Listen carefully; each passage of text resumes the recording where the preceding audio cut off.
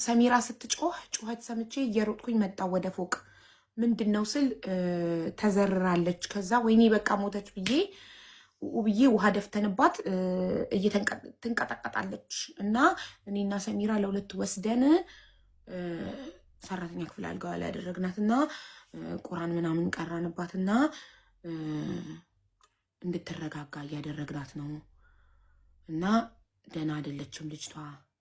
እኔ በቃ ትሂድልኝ፣ ቤቴ ውስጥ ሞታ ችግር አልፈልግም አለች። ሴትዮዋ ጆርዳኒ ናት፣ ባሏ ሳውዳዊ ነው። እና በቃ እኔ አልፈልግም እንደዚህ አይነት ጭንቀት። መጥቶ ከዚህ በፊት በርጋ ችግር ፈጥሮ ነበረ። ሁሌ ነው የምታለቅሰው፣ በየቀኑ ታለቅሳለች። ሄደሽ ሰፋራችሁ ለምንድን ነው ማትከሹ ብያት ነበር። አስላን ያ አህማራ አለችኝ። አህያ ናት ሲጀመር እንዳትታረቂ ብያት። የዛሬ እኔ ጋር ስትሰራ 1 ዓመቷ ነው። ከዚህ በፊት ከ2 ወር በፊት እንዳትታረቂ ተይ፣ ከዚህ ሰው ጋር ይቅርብሽ ብያት ነበረ። አልሰማም ብላ እምቢ ብላ ታርቃ ይኸው አሁን ከሌላ ሴት ጋር ልጇን ይዞ እንደዚህ እየተሰቃየች ነው። እና ሄደሽ ሰፋራ የላችሁም ወይ እናንተ ኢትዮጵያኖች ኤምባሲ የላችሁም ወይ ሄደሽ ክሰሺ ብያታለሁ።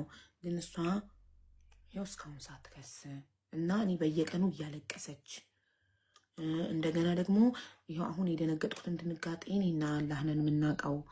እና ቤቴ ውስጥ የሆነ ነገር እንድትሆንብኝ አልፈልግም፣ ትውጣልኝ።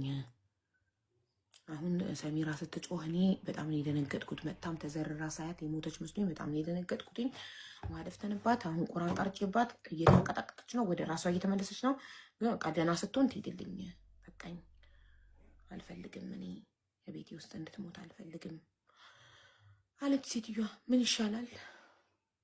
ከሴትዮዋ መቀበል ነበረብኝ የሰሚራን ቁጥር። ካርዴ ዘጋ ደግሞ ሳልቀበላት ገና እንዳነሳች አና ክትመክ የስለ ታሪክ ዲክትች ነይና ሀትሽን ሰጀልስ መዳም እኔ እኮ ካታር ነው ምንማው ቁጥር ያልወጣልሽም እንዲ ያልኳት። እንዴት እንደጮኸች ነይውና ሰጃት። እኔ ጣጣ አልፈልግም፣ የልጆች እናት ነኝ። ቤቴ ውስጥ እንድትሞቱብኝ አልፈልግም፣ ትውጣልኝ አለች።